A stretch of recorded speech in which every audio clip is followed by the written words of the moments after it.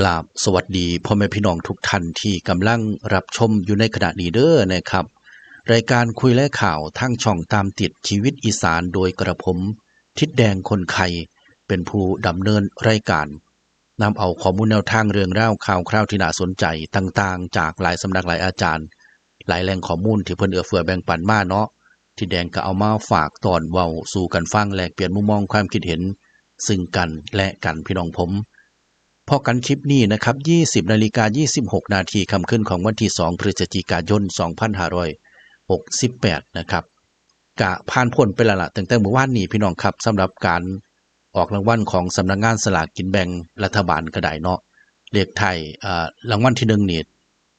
898พี่น้องครับหามอีกเลยเด้โอ้เนาะนะครับงวดก่อนพุ่นกะ696เนาะนะครับงวดวังหันนี้898พี่น้องเลขไทย2ตัวนั้น87ซั่นเด้นะครับแสดงความยินดีกับพี่น้องผู้สุขผู้หมานเด้อนะครับให้กำลังใจกับพี่น้องผู้ผิดหวังพลาดหวังหลายสำนักหลายอาจารย์เพิ่นก็มากับเขาอยู่นะครับพี่น้องครับที่แดงรวบรวมให้พี่น้องเบิ่งเพื่อให้เป็นฐานข้อมูลสำหรับงวดนี้นะครับ16 พฤศจิกายน 2568 นะครับลุงติ่งเชียงคานเพิ่นส่งข่าวหาแฟนคลับ FC เพิ่นเด้อพี่น้องครับติดตามเด้อนะครับบ่ควรสิพลาดด้วยเหตุผลประการทั้งปวงเนาะนะครับเป็นผลของการทำนายตัวเลขและทายตัวเลขการออกรางวัลของสำนักงานสลากกินแบ่งรัฐบาลจัดทำขึ้นเพื่อความบันเทิงเท่านั้นห้ามเล่นการพนันที่ผิดกฎหมายเป็นความเชื่อส่วนบุคคลโปรดใช้วิจารณญาณในการรับชมรับฟังพี่น้องครับเดี๋ยวทีแดงสิพาพี่น้องมาเบิ่งสรุปเลขเข่าซะก่อนเนาะเดี๋ยวจังไปฟังลุงติ่งเพิ่นส่งข่าวมาพี่น้องผมอาจารย์เจตนะครับพี่น้องครับอาจารย์เจตนี่87พี่น้องครับตรงเลขล่างเด้นะครับเด่น6กับ7เนาะนะครับเพิ่นจับ87นี่ล่ะนะครับข้อมูลแนวทางของอาจารย์เจตเมืองศรีคันแม่นเพิ่นแบ่งปันมาก็สิฝากเอามาสู่เบิ่งเว้าพื้นเลขหามนี่ก็บ่ถูกใจที่แดงเลยพี่น้องมันเป็นจังไดบุเนาะมันเป็นคือจังอึดตัวออกจังสิแม่นะครับก็โอ้ยมันก็หามติดกันโพดเนาะเห็นว่ากระไดเนาะนะครับแล้วก็ตามมาด้วยอาจารย์ไทย101เนี่ยนะครับพี่น้องครับ98นะครับตรงๆที่เพิ่นจับให้เนาะเด่นเพิ่น079นี่7กับ9นี่มานะครับเด่นเพิ่นเนาะนะครับอันนี้ของ @bb พี่น้องครับ @bb สูตรพิเศษเพิ่นงวดวังหันนี่7887มานะครับงวดก่อนพุ่นนี่1661มานะครับสำหรับสูตรพิเศษของ @bb นะครับ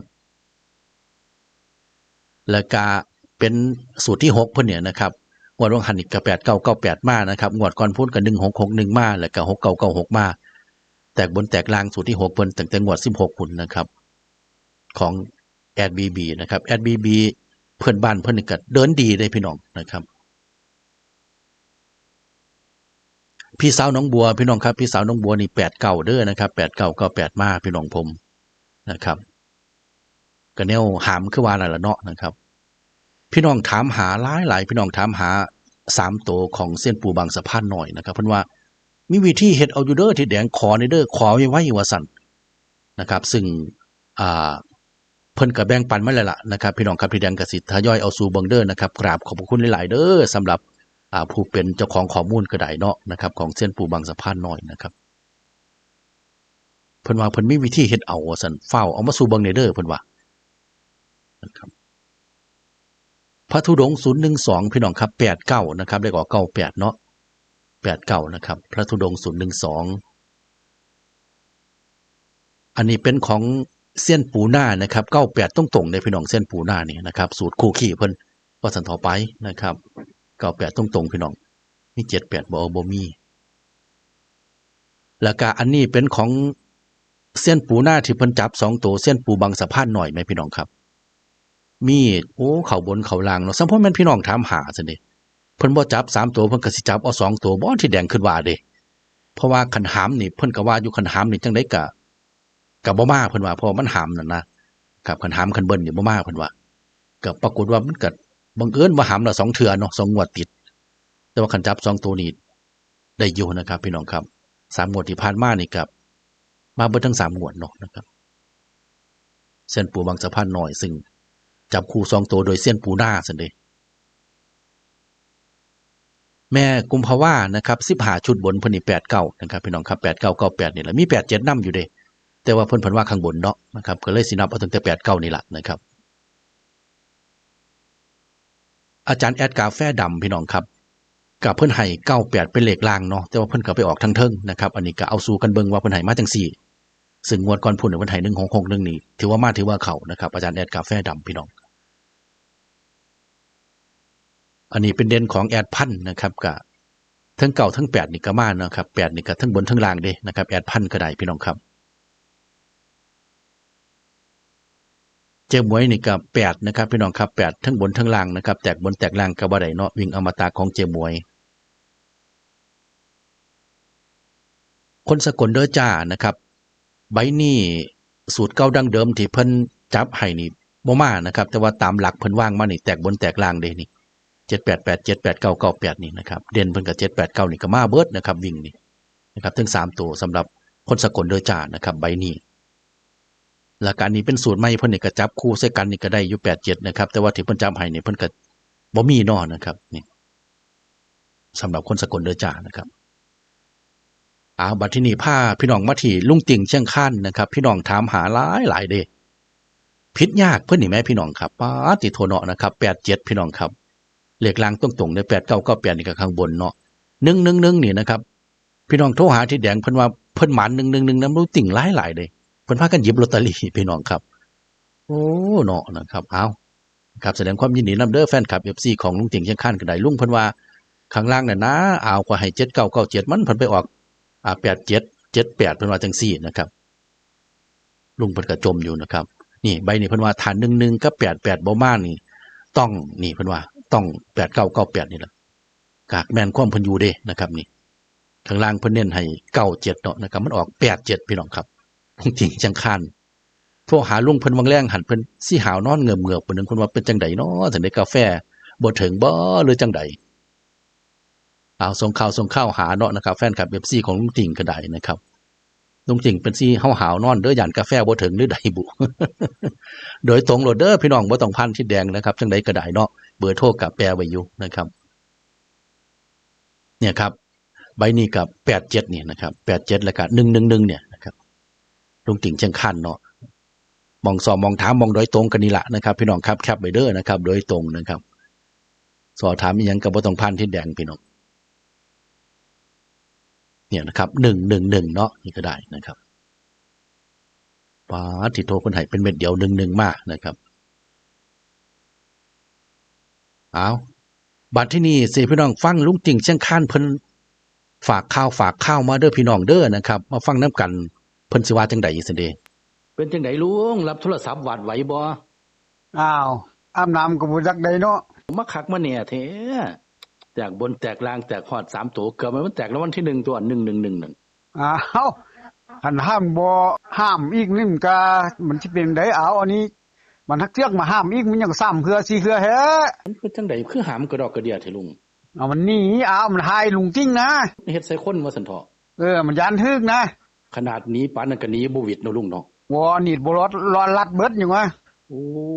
สุดยอดอีหลีว่าโอ้ยพี่น้องถามหาแซวซั่นเด้ตอนนี้ก็สิเกือบเป็ดแล้วแต่ว่าฮักเบิ่งอยู่นี่เนาะนอนยังมือเบิ่งเบิดมื้อนี้ก็ได้โอ้ครับบ่ทันได้ลงตัวแม่นบ่ลุงบ่เอาคักๆก่อนคันบ่ซันแล้วมันสิผิดบ่อยากให้มันผิดบ่ให้มันผิดแม้แต่งวดเดียวนี่นะเอาตั้งใจไว้จังซั่นมันเถาะเอาแหมเบิ่งบันทึกเข้าหนักเข้าฮึกทีแรกก็ฮึกแต่บนตัวเดียวเนาะครับเอาไปมาก็หึงล่างหึงบนบัดนี้จะหึงล่างหึงบนจะหึง3ตัวเลขท้ายอีกโอ้ผู้ลางคนได้2ใบ3ใบก็มีเจ้าฟังอีหยังหา FC บ่ลุงเชิญครับกับ FC เด้องวดที่ผ่านมา2-3งวดนี้ลุงติ้งก็พยายามเต็มที่ตอนแรกๆก็เข้าแต่87ตรงๆตอน2มาก็ฮึกข้างล่างข้างบนล่างก็เน้นๆตัวเดียววันนี้ลุงติ้งก็เน้นตัวเดียวเป็น9779มันทักดันเป็น87มันก็อยู่หันอยู่8ตัวเขาตัวที่ว่าผิดยากขนาดหึงบนหึงล่างอยู่แล้วนะครับผิดยากนั่นเต็มๆครับวันนี้ดันมาฮึกอันเข้า3ตัวมันเคยมีบ่ฮู้บางคนเฮิ้นหัวควรอยู่ว่าพี่บาบ่ให้เลข113ตัวออกอีหลีเนาะลุงเนาะเกือบมันออกแล้ววันที่1ตัวดีว่าจะว่าคันบ่มาหันไปรางวัลที่1หัวหั่นนะแต่ปานนั้นกับพี่น้องเพิ่นก็มาลอตเตอรี่นำอยู่ผมเห็นคอมเมนต์อยู่ โว้เพิ่นซื้ออันนั้นบ่ได้นะเอาซื้อมุดดินใต้ดินบ่ได้นะเพิ่นไปซื้อหันหุ้นละ2ใบ3ใบอย่างน้อยก็ใบหนึงก็ได้ 4,000 แล้วเนาะโอ้ครับผมโอ้ยินดีนํเพิ่นยินดีนํเพิ่นเพราะว่าดีกว่าซื้อเลขท้าย2ตัวหัวแม่นบ่ครับคันแม่นพี่น้องเพิ่นโทรหาจังได๋ก็รับเพิ่นได้เด้อช่วงนี้ก็ได้โทรศัพท์ก็ได้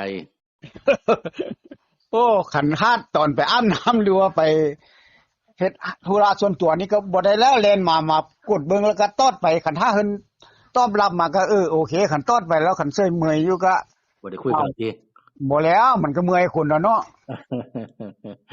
ครับก็จังว่าผมว่าคันมีหยังก็โดยตรงเด้อพี่น้องเอ้ยคันผ่านทิศแดงก็จังซั่นล่ะมันบ่คือโดยตรงก็เลยว่าจังซี่มีหยังก็ได้จังก็แม่นอยู่เฮือมันดวงมันสิดีมันสิเข้าสิหาพี่หาน้องใดมันก็สิเป็นเนาะแม่นนะสิเนาะครับผมว่างวดนี้ก็ให้พาพี่พาน้องได้ยิ้มได้หัวอีกเด้อลุงอ้าวลุงยิ่งกาวมื้อแลงนี่ก็สิเบิ่งมันคักๆเฮาไปครับก็คิดว่าโอ้ยมันมาแนวทางนี้โอ้ยเฉลียงนะเอาออกได้ดีขนาดโอ้เสลียงนี่ก็ผ่านเนาะงวดนี้เนาะอ้าวเนาะมันก็ผ่านว่าเนาะมันก็เกาแปดไปห่างๆหึงๆนี่นะตัวที่3ย้ายไปตัวหลังน้อยขั้วสุดนี่นะครับเราบัดนี้โอ้ยหลุงจริงว่านะเอาหลุงจริงมันโอ้ค่อยยันมันเป็นแบบอัน65แล้วมา56นะเอาโอ้ครับมันเก่าแป้นเรานี่หลุงจริงยันมันไปเป็นแป้นเก่านะเอาโอ้ละแวงยันมันไปเป็น8เก่าจังซั่นหลุงจริงลองเบิ่งตัวนี้เนาะอยู่ว่าขันทางงอกแวกแปลงอื่นบ่ไปนี่มันต้องแม่นมันนี่สินะอ๋อครับเบิ่งให้มันคักๆก่อนสิเด้ก็หลุงจริงก็เน้นๆคิดว่ามันจะไปบ่นี้แหละครับผมเอาเบิ่งคักๆเกี่ยวคักๆเน้นๆให้พี่น้องโลดแต่ว่าให้ผิดนี่หลุงจริงว่าผิดยากครับผมมาคิดเบิ่งแล้ตะกี้คันเว้าจังซี่มันบ่มอแล้วเอาแม่นบ่ไปทางใดคือแม่อันนี้เว้าแน่ใจกว่าเก่าแฮงเพิ่มขึ้นฮึอีกอย่างนึง2อย่างไปเนาะครับแต่สำคัญใบหิแลงนะเอาใบหิแลงนี่มันสิอยู่หั่นเบิดนะเอาใบปล่อยมาทีแรกนี่อยู่หั่นละซ่อมได้ดีโลดติซ่อมดีๆรถไปเพราะว่าหันหลังมานี่เฮาบอกแวกไปยันมันขี้ระแวงไปตัวนั้นตัวนี้แล้วหมอหิมหลายตัวขึ้นไปนะ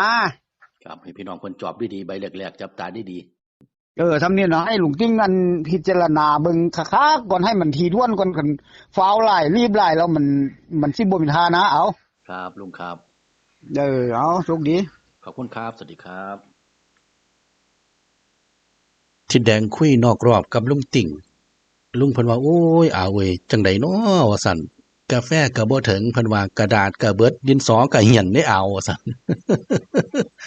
ก็เอาส่งข่าวหาเด้อนะครับแฟนคลับ FC ลุงติ่งก็ได้นะครับส่งกำลังใจถึงกันเนาะโดยตรงโลดพี่น้องบ่ต้องผ่านทิดแดงเด้อก็คือจังลุงเพิ่นว่านั่นล่ะนะครับพี่น้องครับคันแม่นนั่นก็มื้อแลงนี่ให้ค่อยเค้นเบิ่งคักๆซะก่อนเด้อว่าซั่นจะสะฟ้าวหลายว่าซั่นว่าสิเอาแค่นๆให้พี่น้องคักๆโลดเพิ่นว่าเด้แต่ว่าลุงเพิ่นก็หลุดมาคำนึงอยู่เด้พี่น้องครับบางหันได้ยินบ่เพิ่นว่าข่อยย้านมันเป็นคืองวดนั่นนะเอาที่มันเป็น56แล้วมันมาเป็น65ได้มั้ยอันนี้ข่อยก็ย้านมันเป็น98แล้วย้านมันเป็น89อีกเพิ่นว่าจังซั่นเด้ถ้าเบิ่งว่าบัดฮอดยามเพิ่นจดให้เฮาอย่างเป็นทางการสิมีบ่ตัวที่เพิ่นก็เอาตัวที่เพิ่นกล่าวถึงมันนี่ก็ได้นะครับพี่น้องครับเอาย้ำว่าเป็นการทำนายตัวเลขเด้อนะครับทายตัวเลขการออกรางวัลของสำนักงานสลากกินแบ่งรัฐบาลจะทำขึ้นเพื่อความบันเทิงเท่านั้นห้ามเล่นการพนันที่ผิดกฎหมายเด้อเป็นความเชื่อส่วนบุคคลโปรดใช้วิจารณญาณในการรับชมรับฟังพี่น้องครับกราบขอบพระคุณพ่อแม่พี่น้องสุภูสุขคนหลายๆนะครับอยู่เป็นหมู่ให้กำลังใจทิดแดงให้กำลังใจซึ่งกันและกันตั้งแต่ต้นจนจบคลิปเนาะนะครับพบกันใหม่คลิปหน้าพี่น้องผมสวัสดีครับ